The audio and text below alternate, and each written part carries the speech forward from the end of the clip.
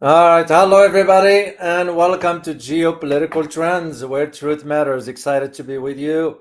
I'm also excited about the topic I'm going to be addressing for you today, the analysis I'm going to be providing you about. And this one has to do with the three countries with the possibility of the consideration of pursuing the nuclear path or trajectory, that is. Interesting enough is that I talked about those two of those countries mainly in my Iran book. And it's just interesting how these things evolve. So this is what I'm going to be addressing for you in this live stream today. So uh, I also have an interesting announcements to make for you. But first, let me I'm going to get into it, guys, today. I'm not going to give a good to see all the members of the community as always. Let me start first with two major announcements I want to share with you, and this one has to do with some upcoming guests. So there is a reason of why I do certain topics, like for example today's topic that pertains to the nuclear apparatus or nuclear topic, that is. And the reason for that is because I am going to be bringing two interesting guests. One of them for sure next week. The other one I'm still coordinating the schedule.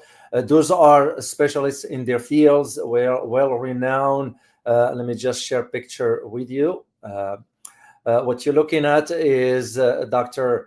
Ted Postel. He's a professor emeritus at MIT, but his specialty is in missile defense technology. And in my opinion, this is someone you truly want to hear from regarding the topics of nuclear aspects of it. And we're going to be talking about Iran, of course, with him. So he's going to be in next week on the 5th. I'll take care of all the details and share them with you. The next person is going to be Melissa Parks. Now, Melissa Parks is a former minister in the Australian government for the international development. She was also an international lawyer with the United Nations, in addition to working on the her organization for the nuclear disarmament.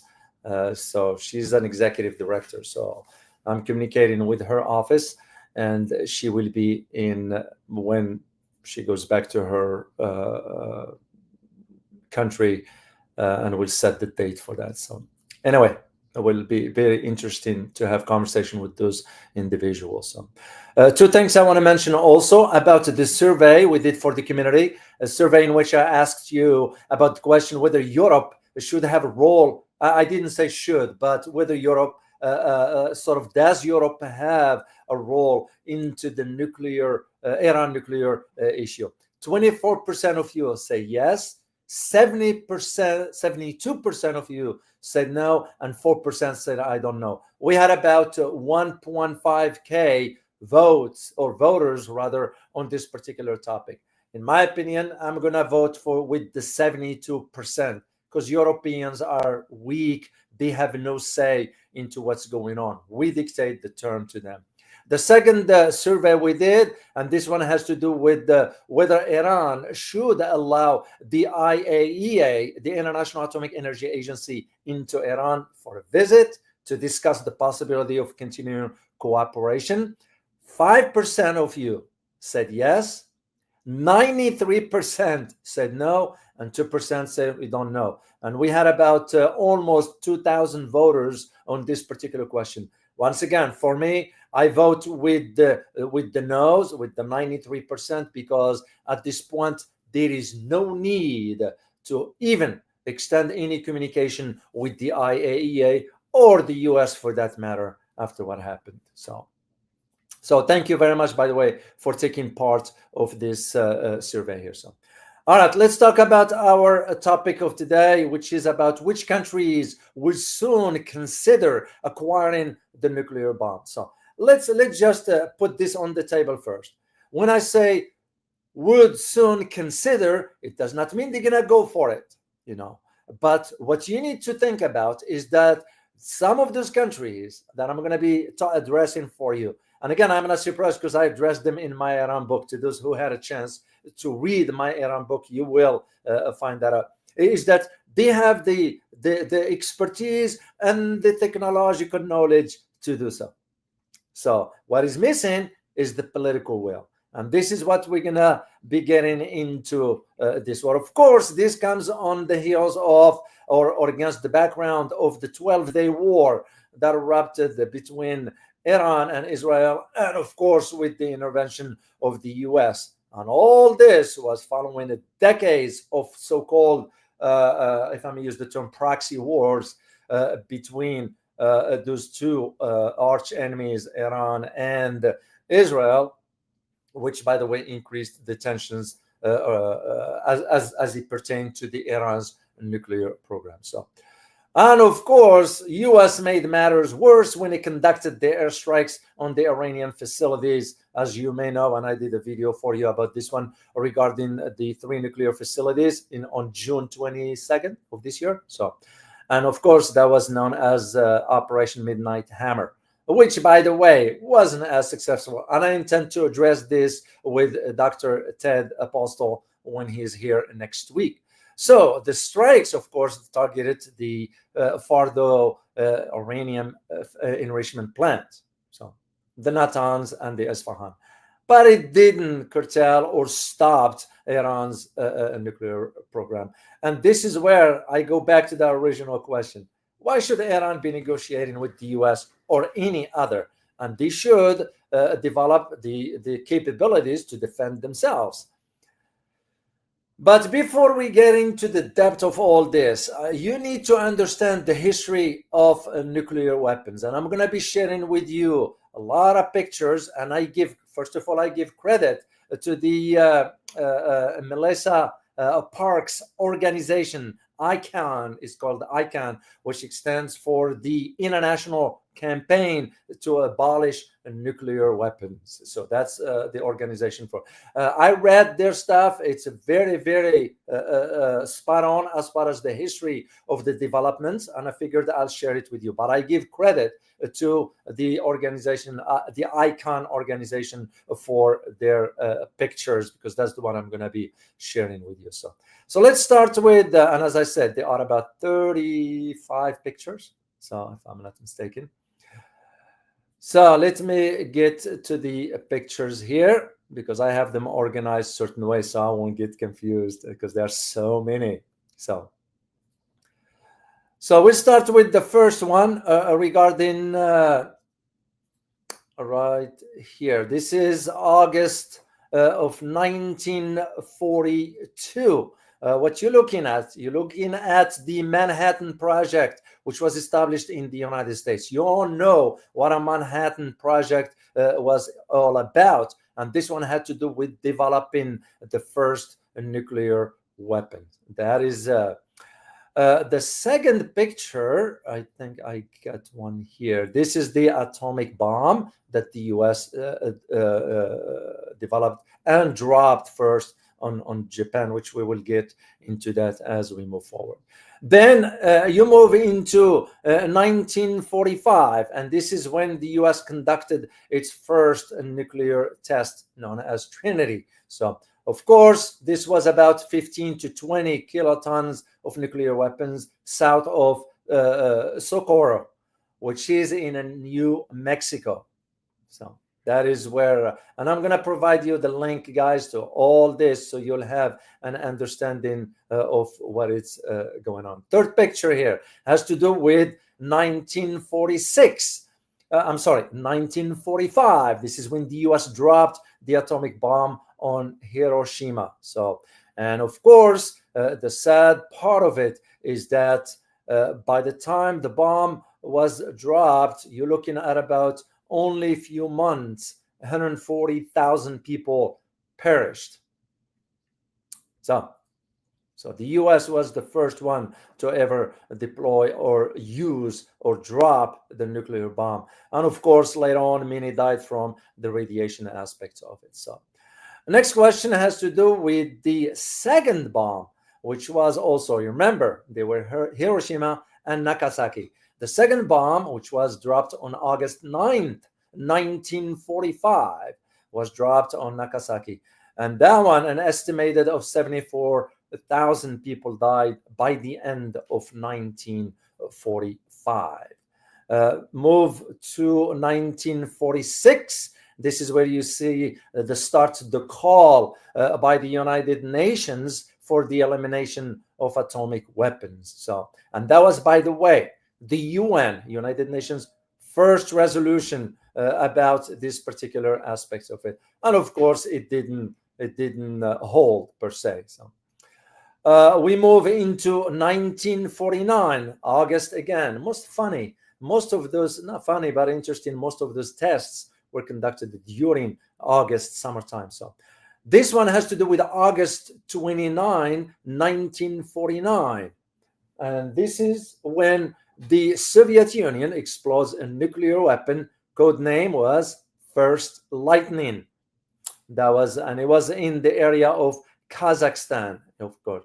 And by the time the Soviets did this one, it became the second country to test this particular devastating weapons here. So next one will be 1952. Why is this important? It's because in 1952, specifically on October 3rd, this is when the UK tested its nuclear weapons.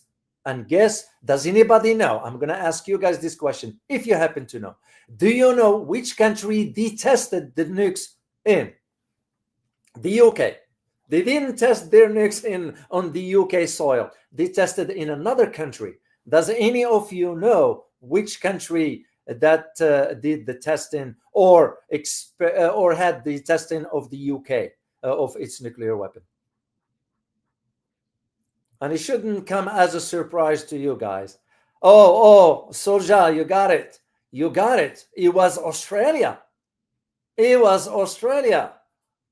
That is what's surprising about it. This is why you have to understand the reality of the Australian policy vis-a-vis the UK. So, well, interesting enough on this is that this is where United Kingdom, as I said, or Britain, conducted its first test at Montebello Islands off the coast of Western Australia. So after that came 1952.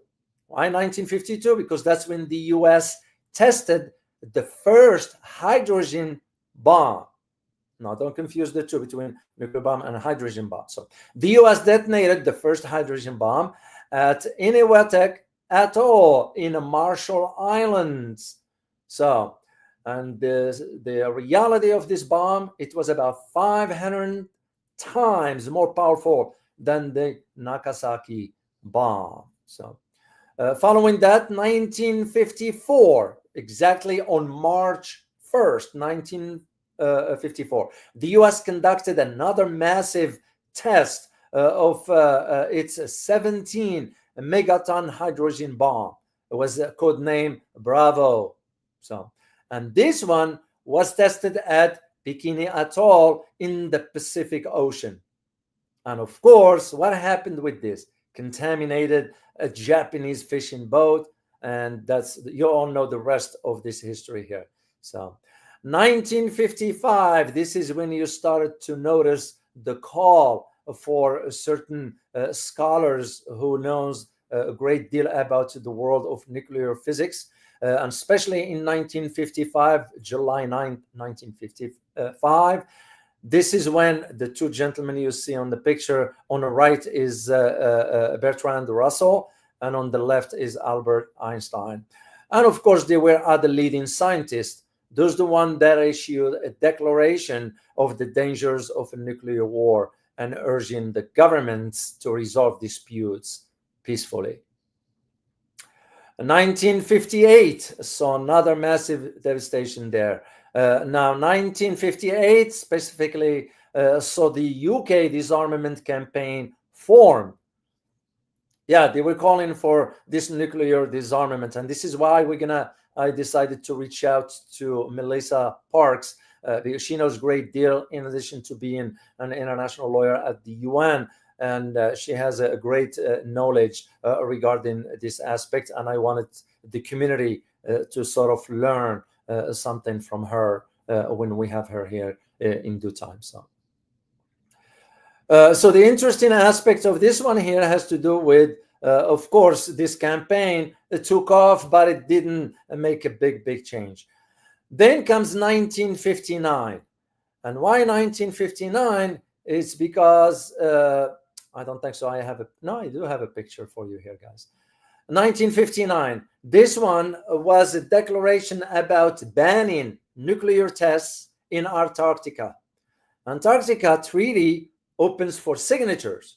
And that one established, and I quote here, any nuclear explosion in Antarctica and the disposal there of radioactive waste material shall be prohibited, end of quote.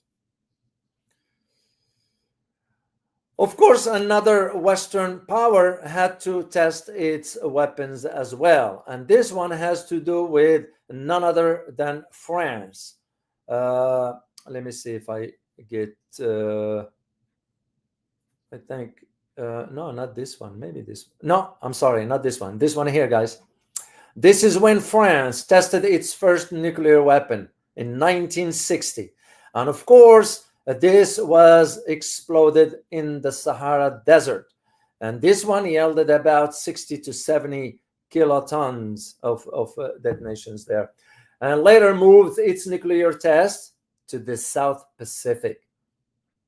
And they continued to be up to 1996. So France been conducting more tests since till 1996. So, of course, comes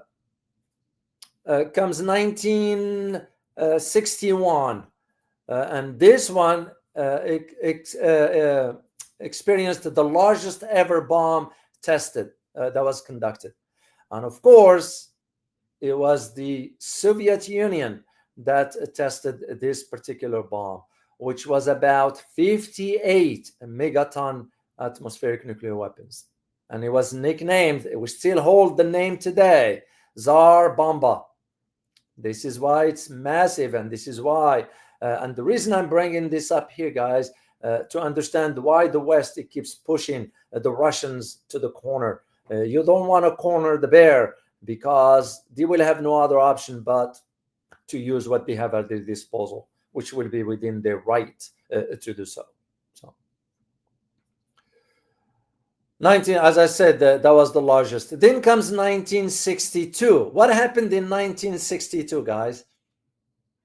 I just want to remember the history of 1962, a major political event on the world that put the world on edge regarding the nuclear weapons. Does anybody know?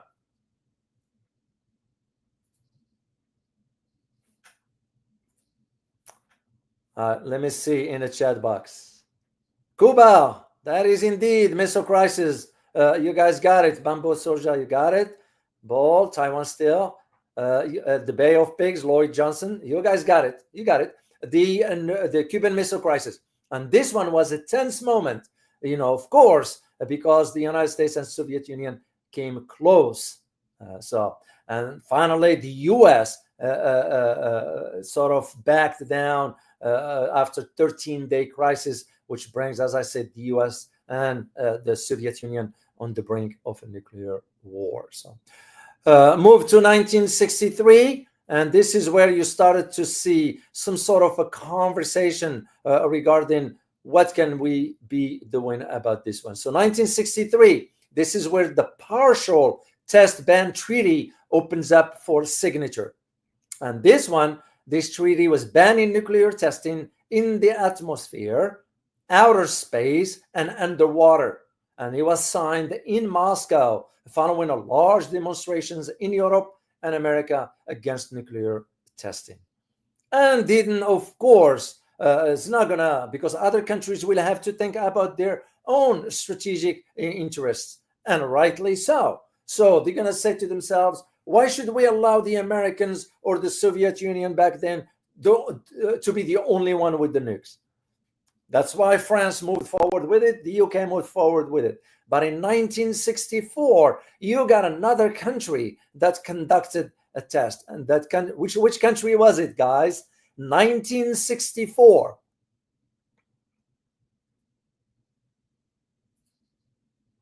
Let me see in the chat box. Oh, Bamboo Soja, you got it. It was China.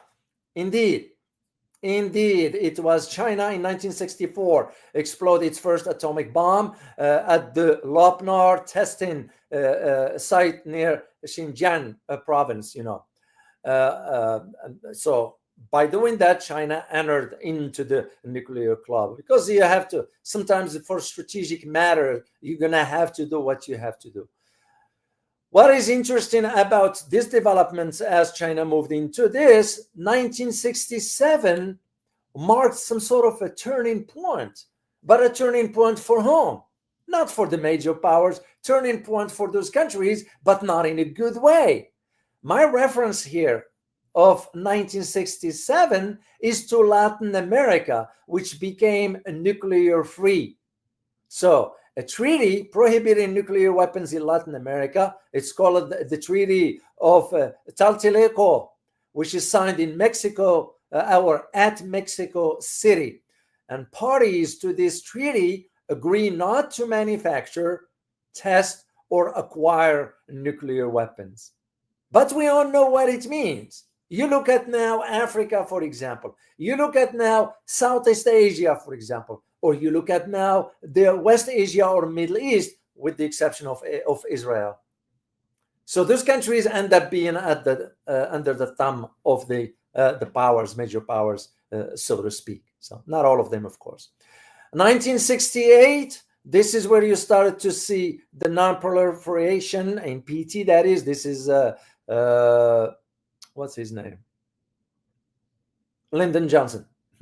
I drew a blank because he is from the state of Texas. So 1968, this is where you see the NPT opens for signature. In other words, we were asking countries to sign up for not developing nuclear weapons. How ironic, isn't it?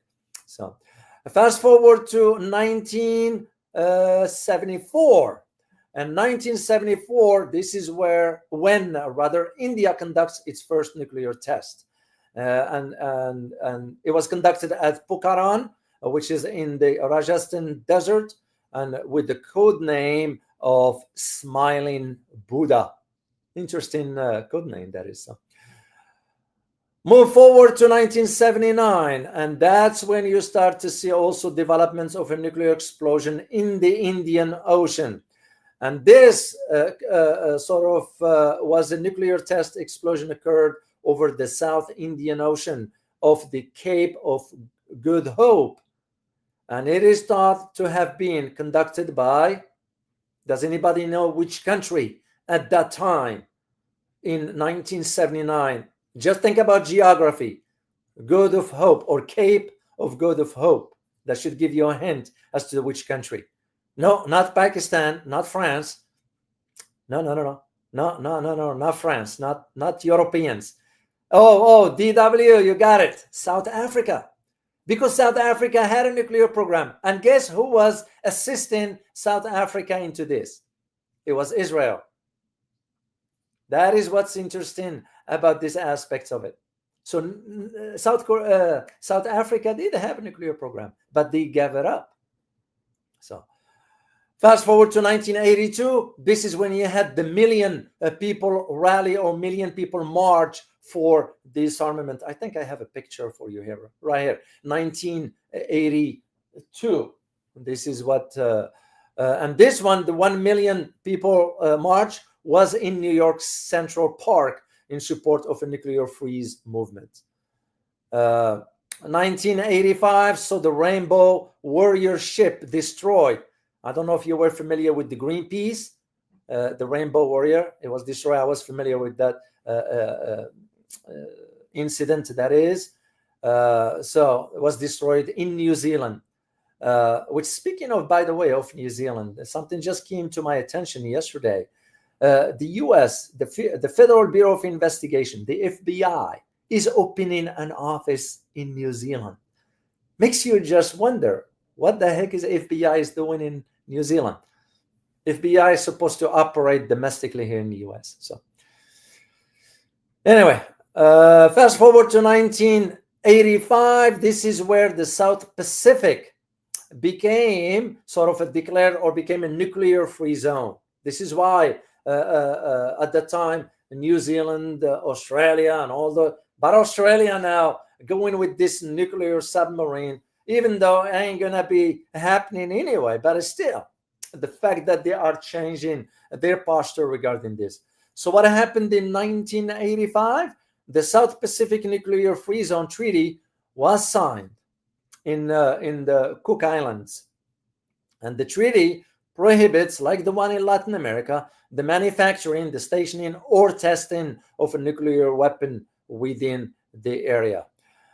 And right after that, you have again nuclear physicists and scholars came forward for their. This was in 1985. Anti-nuclear doctors won the Nobel Peace Prize, and this was for the international physician. Those in physics for the prevention of a nuclear war receives the Nobel Peace Prize. And the key one now comes in 1986. Now that I was very aware of.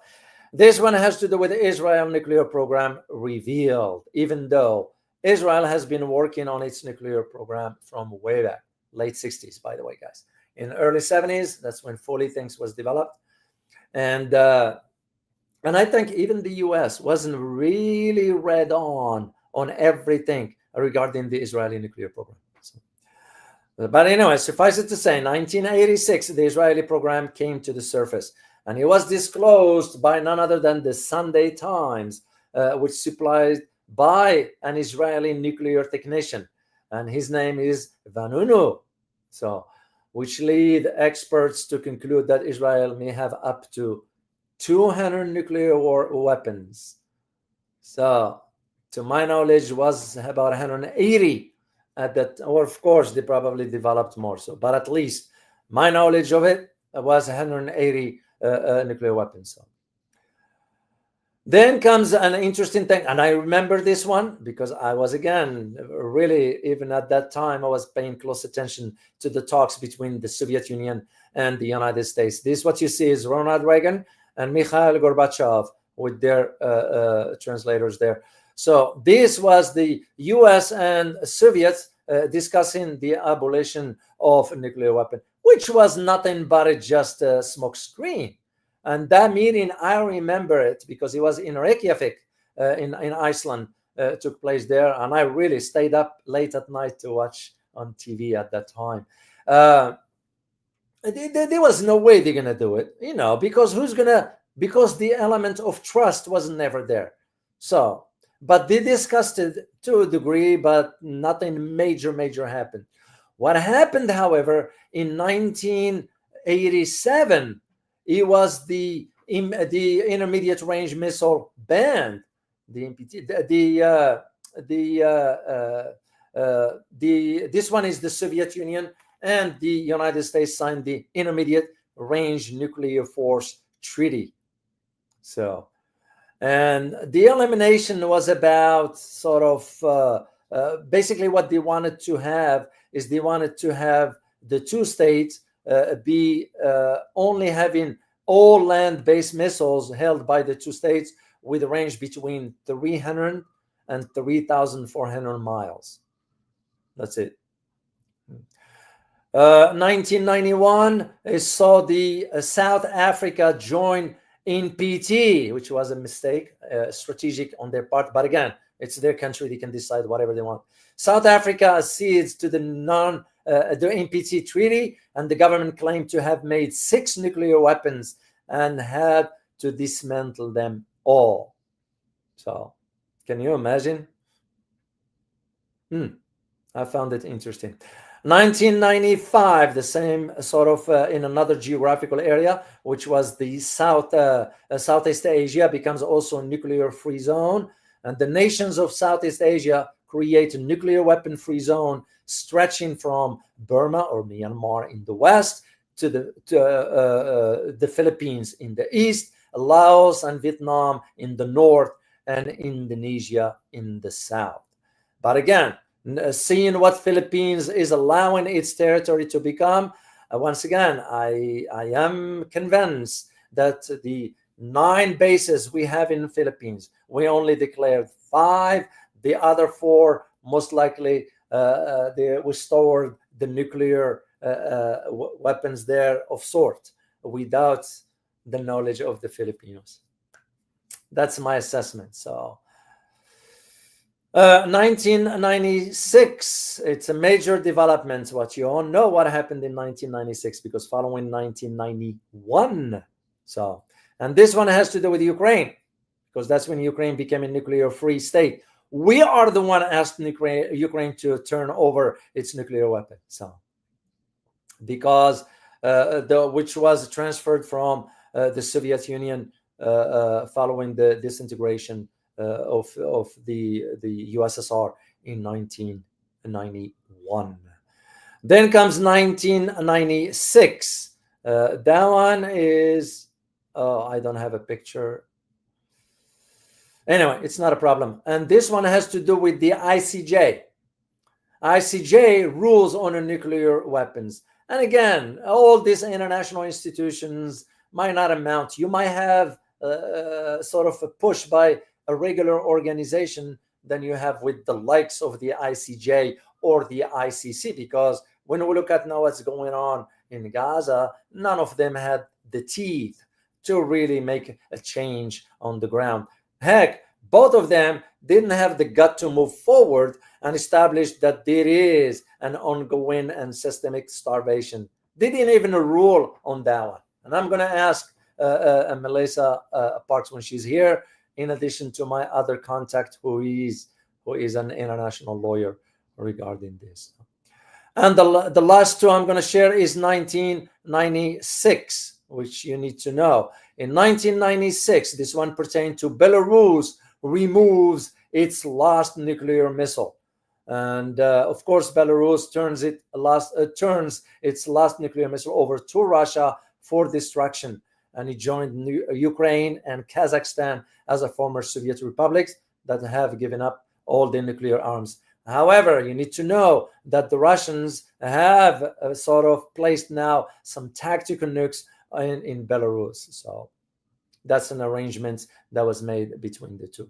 The next one has to do with Pakistan. 1998, this is where India and Pakistan conduct nuclear tests. India conducts 3 underground nuclear tests. It's first in 24 years. One is a thermonuclear weapon. And later in May of the same year, Pakistan tests 6 nuclear weapons in response to India's test. And of course, what's interesting about both is that both of them were conducted under the nose of the US and the CIA, because the agency had no clue as to what was going on in Pakistan and India. This is one choke points that we have. We couldn't get over it. So, but that's, life goes on. And of course, the last one I'm going to end with before I'll jump into my conversation here has to do with 2006. 2006, so North Korea testing its nuclear weapon. The North Korean government announced that it has successfully conducted a nuclear test. And once again, this leads me to the point that I've always made before, that we dare to sort of threaten North Korea or even issue whatever, because we know what's going to happen. And North Koreans don't bluff, especially with Kim Yo-jong, the sister of Kim Jong-un. So, that's just the way it is. So, anyway, guys, so I just, once again, I want to give credit to ICON, the international campaign to abolish nuclear weapons, for this brief history regarding this. So now, let's move on into our analysis here about the 3 countries. But before I do that, I'm going to play this quickly for you guys. Liking this video so far? Don't just be a watcher. Go ahead and hit the like, share, and subscribe button. And don't forget to tap the bell so you will not miss any of my videos or live streams. This way, you will be supporting a channel that stands for the truth and objective reporting. The choice is yours. Thanks for your support. And I mean it when I say I greatly appreciate your support, guys. So to those who are new here on the channel, please make sure to subscribe. And thank you for that. So now, we have about 9 countries that possess nuclear weapons: the United States, Russia, China, France, the UK, Pakistan, India, Israel, and North Korea. So there are those who will add Iran into the category. And I am not going to jump into this because they are part of this conversation. I want to leave it until I get with my guest, Dr. Ted Postel, who has a substantive knowledge about all this. But I do feel comfortable saying that Iran now is considered a nuclear, not in a way like the US, Russia, and so forth, but they do have the capability. So, and this is where it becomes the question of some countries have the capability to develop nuclear weapons. So, and they have done so, except that they have not publicly acknowledged it. So, and this, of course, all this, what I'm going to be doing for you here is an analysis that came through it was an article, series of articles known as the Coming Nuclear Age. So, and this one was published by some sort of experts in the Federation of the American Scientists here in Washington. So this is what part of why I wanted to share with you, because to my surprise, when I read this, it coincided with what I wrote in my Iran book. So, and this leads us to the question of this nuclear arms race. So, because as you know, since the end of World War II, and for about nearly 80 years now, the United States by itself has sought to limit the spread of nuclear weapons through diplomacy, incentives, agreements, sanctions, and even military interventions, with few exceptions. And this is exactly what I wrote back then in my Iran book. As a matter of fact, let me see if I can get the exact excerpt, if you allow me, guys, because I want you to understand. Because here's the thing, what I wrote back then is that current shifts in the international politics indicate that this success may not continue in the future. Members of the exclusive nuclear club in the late 60s, this in the nuclear power, have since risen to 9 states.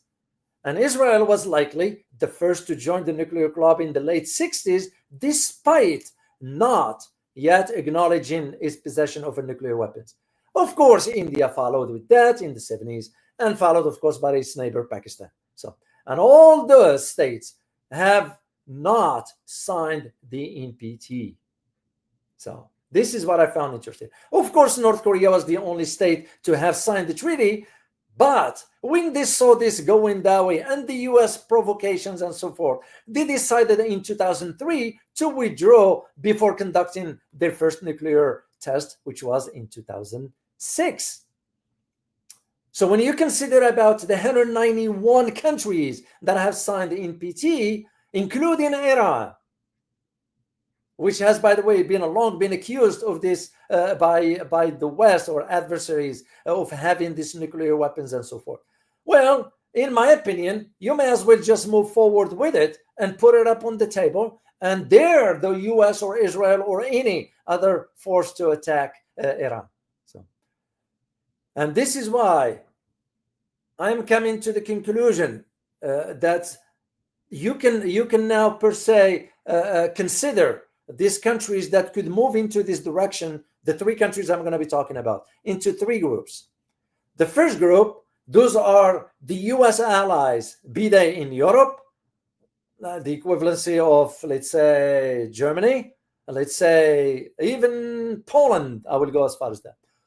Or you can consider the allies, so-called allies in Asia, the likes of Philippines, Australia, South Korea, and Japan. So, and of course, the article, which I found very ironic, the article had to include Taiwan into this as a US allies. Well, we're talking about sovereign states. Taiwan is not a state. And this is, again, with that misleading aspect. But where the concern is, in my opinion, is the statements coming out of the White House regarding Taiwan. when they stated, but they are not reporting this openly or aggressively, is that there is a consideration in Washington of extending the nuclear umbrella to Taiwan. We all know what it means. And I don't think so China will or should tolerate that. Straightforward. So I don't understand why they are including Taiwan into this. But anyway, why is this important to mention about those countries? It's because these countries possess the knowledge. They do have the knowledge. They do have the technology. They do have the resources to develop a nuclear weapons. And even if you think they might not, they could easily acquire it if they choose to. And the reason why there is now this consideration is because they are starting to lose trust and confidence in the United States security commitments. Because are you going to trust what the American administration is saying? You know, it will be a strategic mistake. It will be a grave mistake to trust what the US government is saying. And especially now in light of the Trump administration's sort of erratic, ill-conceived, fragmented, fractured foreign policies, if we call it foreign policy to begin with. The second group, this may include countries in West Asia or the Middle East, which is closely monitoring Iran's alleged nuclear ambition. Well, which country are we talking about? One is Israel. And this is the reason why we wanted to maintain it that way. The third group, this may include countries directly affected by the previous two groups, you know, and those sort of could find themselves adjacent or near the countries that possess nuclear weapons. Neighbors, if I may say the term. So countries that possess the technology, the material, the expertise necessary to build this kind of capability in a short period, but have not yet made the decision actually to build the bomb. Because why? Some analysts argue that because their commitments to international treaties. Well, I would say you're going to have to revisit that commitment. It's because when you are committed to those treaties, some other parties are not, like the United States. And the best example is when we drew out of Iran, GCPOA. So I'm going to start with the first country. I'm going to talk about the three countries that I believe should, or not should, rather, are on the verge of, if they choose to, they could easily acquire the nuclear one. I'll start with Iran. Of course, for Iran, given so many years, we're talking about a way back, even during the era of the Shah, which, by the way, it was the US that helped Iran at that time build its nuclear infrastructure for civilian use, that is. It was till the revolution of 1989, and when Ali Khamenei, not Khamenei, Ali Khomeini, there's a pronunciation there, Khomeini versus Khamenei. The current supreme leader, the current spiritual leader is Ali Khamenei. The previous one, the late, is Ali Khomeini. So Ali Khomeini said no nuclear weapons. It was his decision. So with Iran going back and forth, and of course when you consider Israeli sabotage, ongoing sabotage, and of course the recent tensions or recent war or conflict, if I may use the term, between Israel, the 12-day war between Iran and Israel, and the American military attack, Iran finds itself now facing a very, very fateful decision. And I did talk about this before, that you can be rational or reasoning with the West when they are not giving you the same currency. And this is why Iran now is at a really crossroads regarding its military nuclear ambitions. So despite the US strikes, by the way, Tehran is believed to still have the expertise and the possible resources necessary to cross that nuclear threshold if they decide to do.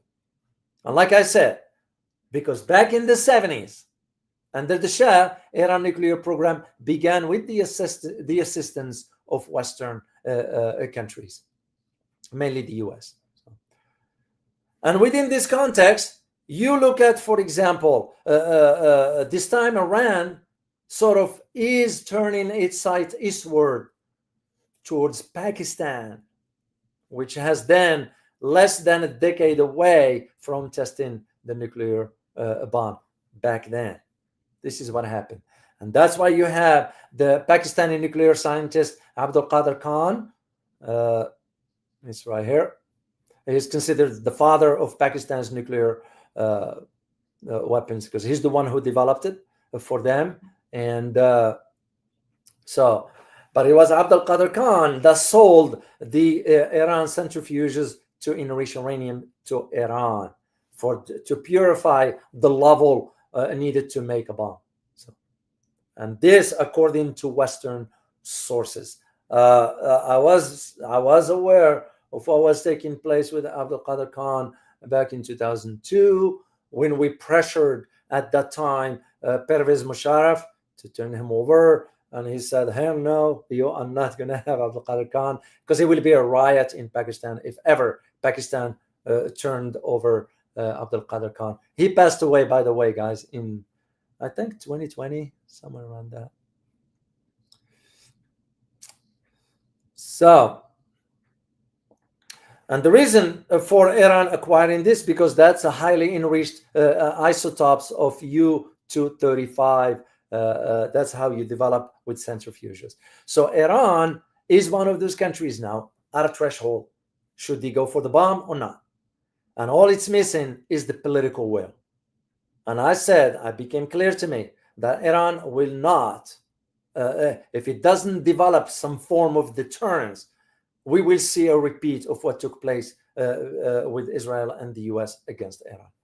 Because remember, just as we negotiating the terms of the JCPOA and reached an agreement in 2015, only to turn around and the US pulled out of that in 2018. So here is what I wrote in my Iran book, an excerpt about this one pertaining to this topic here.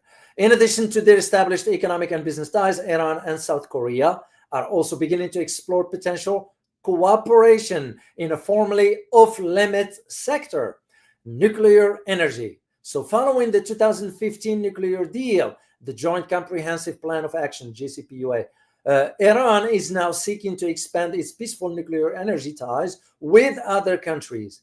Meanwhile, advances made by South Korean nuclear industry, which makes both small modular reactors and large nuclear power plants, have made it an attractive supplier in recent years. This is what I argued back then about Iran and South Korea.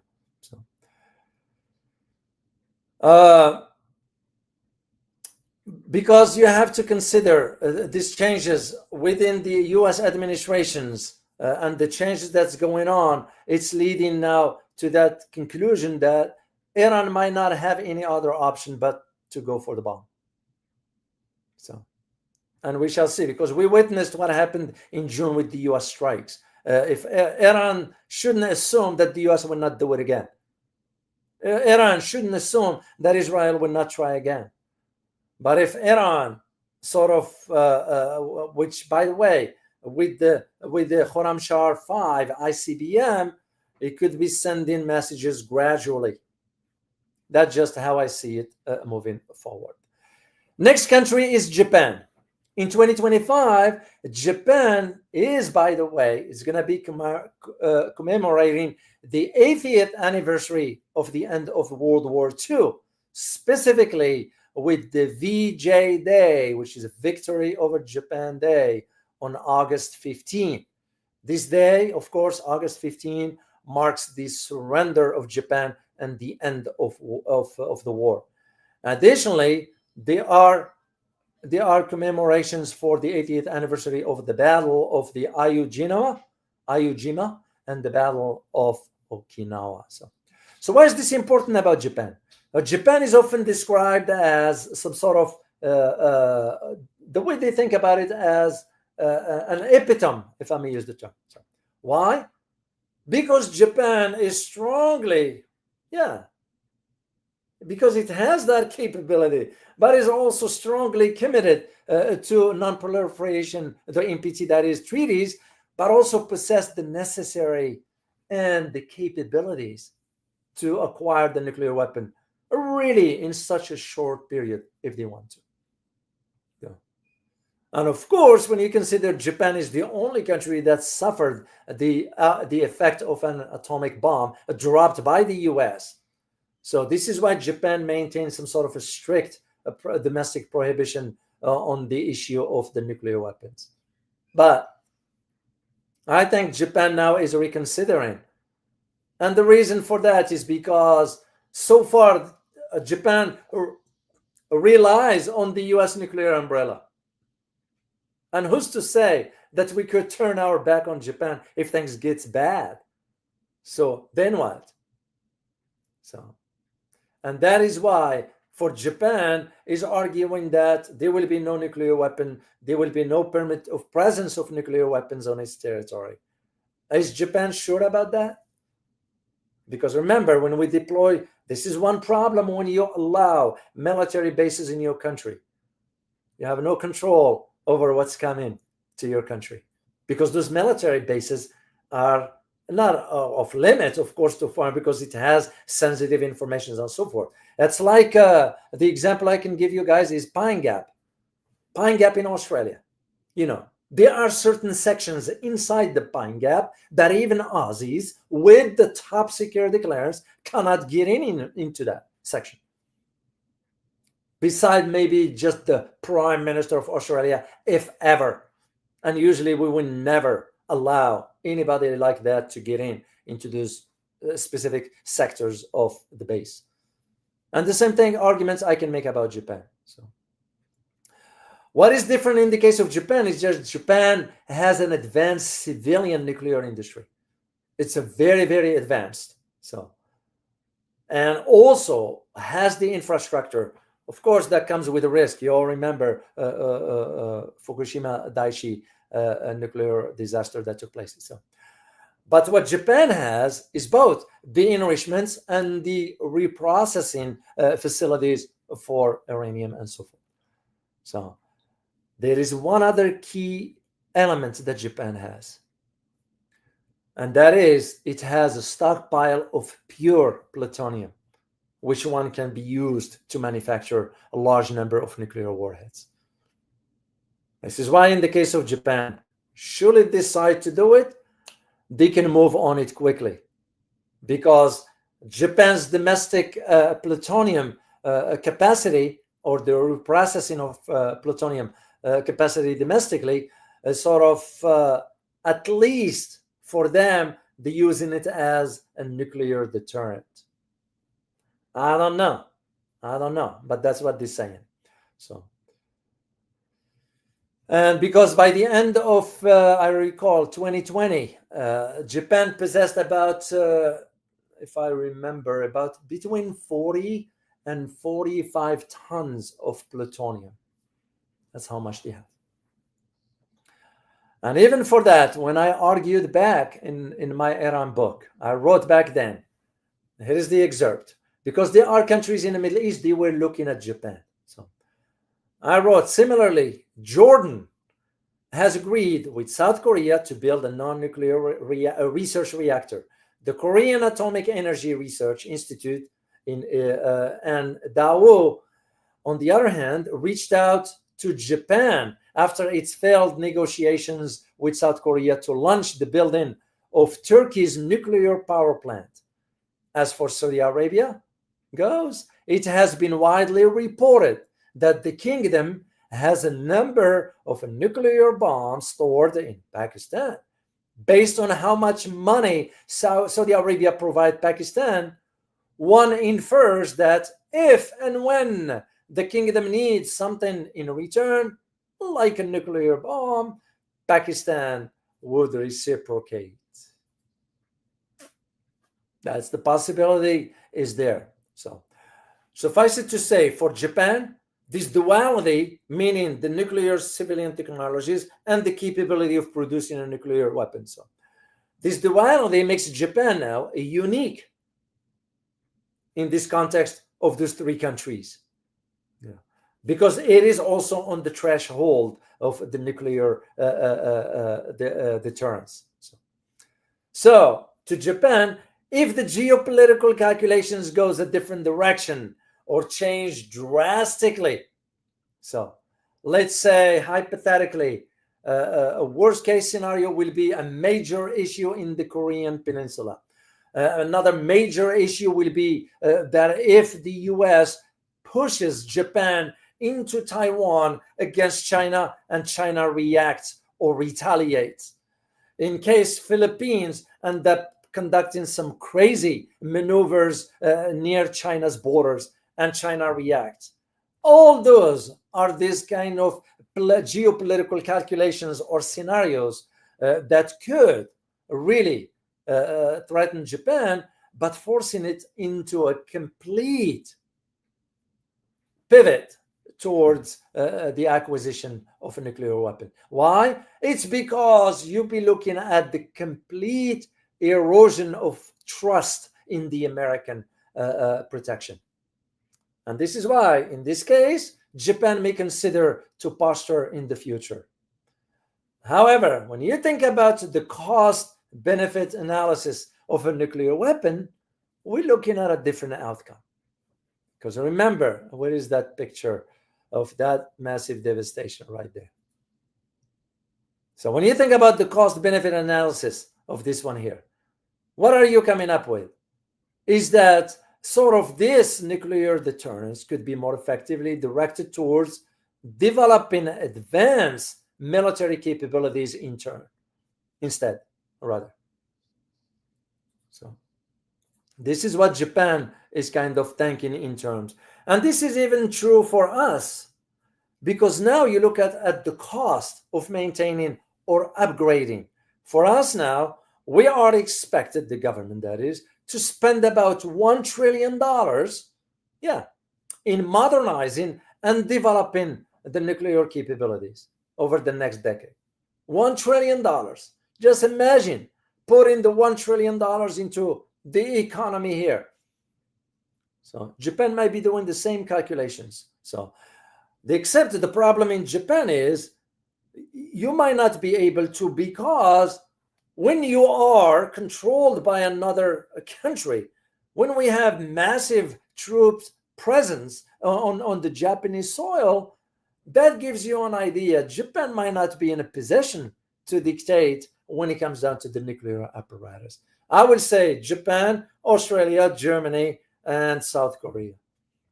Nonetheless, I wanted to bring this to the conversation. So, and this is why Japan is one of the list for countries that could consider the nuclear trajectory.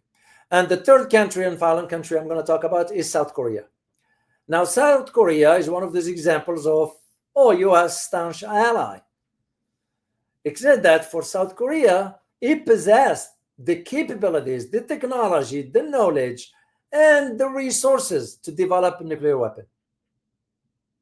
So, will they do it? It's unlikely. So, because when you look about South Korea, it has really one of the advanced civilian energy, nuclear energy programs that exist. And they've been helping other countries around the world on the civilian aspects of it. So, because what you need to know, and that's not been disclosed openly, is that back in the 1970s, remember, when was the Korean War at that time? Does anybody know? Roughly the years of when, or the decades when the Korean War took place.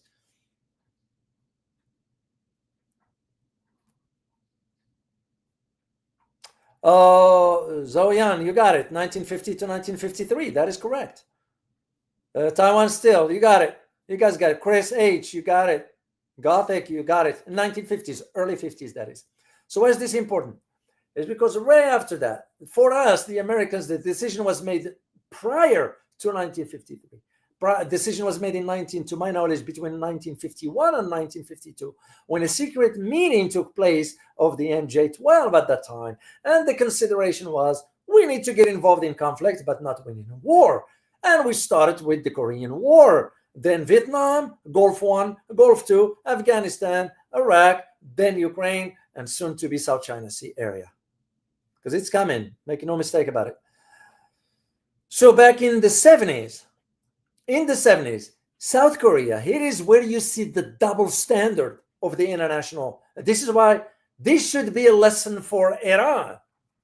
In the early 70s, or during the 70s rather, South Korea engaged secretly in a nuclear program developed at that time under President Park Chung-hee.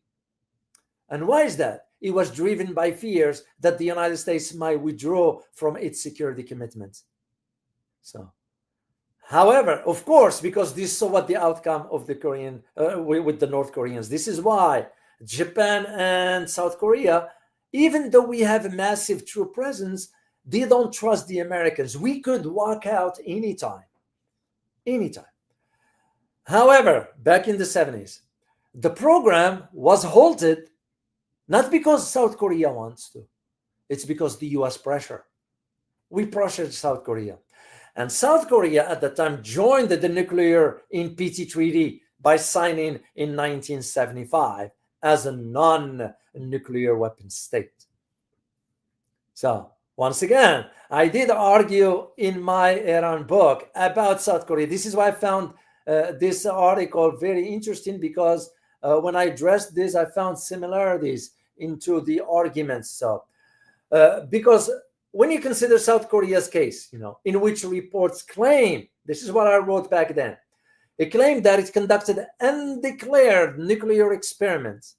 Yet, the IAEA, the International Atomic Energy Agency, Board of Governors decided against filing a formal non-compliance report. Now that economic sanctions have been lifted on Iran, might Iran and South Korea begin to cooperate economically? The answer is yes. Evidence suggests that South Korea has already begun this initiative. For instance, South Korean President Park Geun-hye visited Iran, the first visit of a sitting president in 54 years. This cooperation is not limited only to agriculture, petroleum, and technology, but also include energy, nuclear energy. I just want to share this, but my point is about the secret program South Korea was conducted, and the IAEA found out about it, but did not file a formal compliance report. Yet we saw the reports coming out of Iran by the IAEA, which flip the truth. This is why you can't trust the IAEA. If I were advising the Iranian government, I would say forget about even allowing them in the country. As a matter of fact, you might want to make a decision is to withdrawing from the NPT altogether. Now, the concern for South Korea remains the sort of the most concern that South Korea has regarding its nuclear ambitions has to do with the escalation threat from its neighbor, North Korea. Well, actually, the issue is not from North Korea, because North Korea has no interest in escalating. If it's not bothered, they're not going to bother anybody. It's the US that is causing these tensions to persist, because we wanted to keep that. So, but of course, North Korea was forced to go the route of developing its own nuclear deterrence, and this is why Pyongyang's nuclear arsenal is growing, and the US understand the reality of it. When North Korea tests an ICBM, that's the message to the Americans that they're to threaten us because we will wipe out whatever we need to wipe out. And those ICBMs are within reach, across the continent, by the way, continent US. And this is why when North Korea has now dozens of its nuclear warheads, especially the ICBM directed towards South Korea, first of all, and some of them towards the US, but also because it's within reach to a massive presence of over 33,000 troops we have in South Korea. Why? Why are we having that, man? So, So the interesting aspects is that the media is not disclosing is that the South Korean people are in support of South Korea developing its own nuclear weapons. But it's not because of North Korea. It's because of what we created. And we have about 35,000 troops, by the way. So, and this is what I need you guys to understand, this reality of why is this important. And when you hear like the former president of South Korea, I thought I had a picture of him.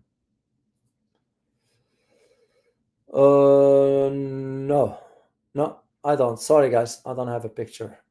So, but anyway, the former Yoon Suk Yeol is the one who sparked the controversy when he stated that if North Korea's provocation escalates, his country might have to consider introducing tactical nuclear weapons or developing them themselves. End of quote.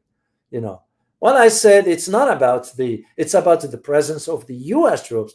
Remove the U.S. troops, North Korea is not going to bother you at all.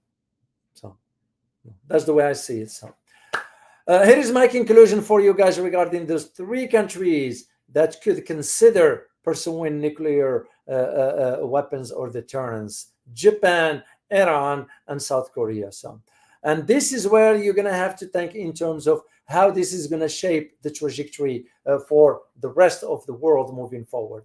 Of course, who wants to have more nukes around? But also, who wants to only allow few with the nukes? Either get rid of it all, no exception, or allow countries who have the means, resources to develop it. That's the way I see it. Because the case of Iran, if Iran sort of came forward earlier and said, you know what, we will retaliate with whatever nuclear deterrence we have, Israel will think twice. The U.S. will think twice. But Iran might have its own strategy of dealing with all this. And we are seeing now with the Khorramshahr 5 missile that Iran developed. And who's to say their nuclear facility could develop the necessary enriched uranium to develop a bomb. So, and once again, I will be having an interesting conversation with Dr. Ted Postel about this particular aspect, in addition to my other guest, Melissa Parks. So, guys, I hope you all enjoyed this, and I wish you a good weekend, and I look forward to seeing you next time. By the way, guys, please hit that like button and subscribe if you have not done so. And I would greatly appreciate if for those who are supporting my upcoming Asia trip, I am planning on leaving within 3 weeks. We are about 41%. Let me share the screen with you about where we are. Add another $60 or $80 to this number. I didn't upgrade it. So we are almost about 48%. I would greatly appreciate it if you could support this particular Asia trip for us to reach this goal of 5,000 by August 24. So that would be greatly if you could do that. So, and let me share the link for those who wants to support this trip here. I'm going to put it in the chat box for you guys. I'm also going to put a link to the channel for those who wants to support the channel.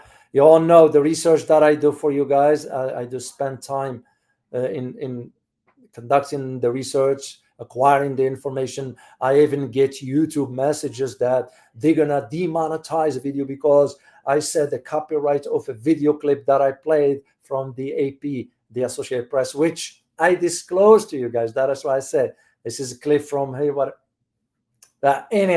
It won't matter. So because I want you guys to understand and learn what's need to be done. To those who are interested in purchasing a copy of my book, Iran one, that is, you can get that one there on that link.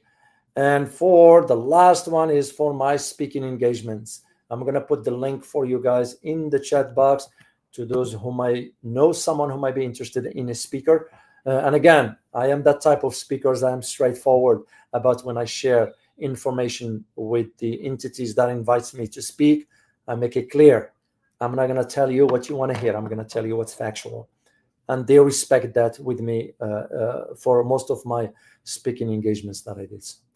So I greatly appreciate you guys. And I don't know if I'm going to do a live stream for you tomorrow. I'm not sure yet about that. But in case if I don't, I wish you safe weekend. Enjoy. Oh, actually, I'm not doing live stream. I have an event to attend to. So I will see you next week, guys. So as always, remember, geopolitics impact your daily life in more ways than one. Till next time. Bye-bye.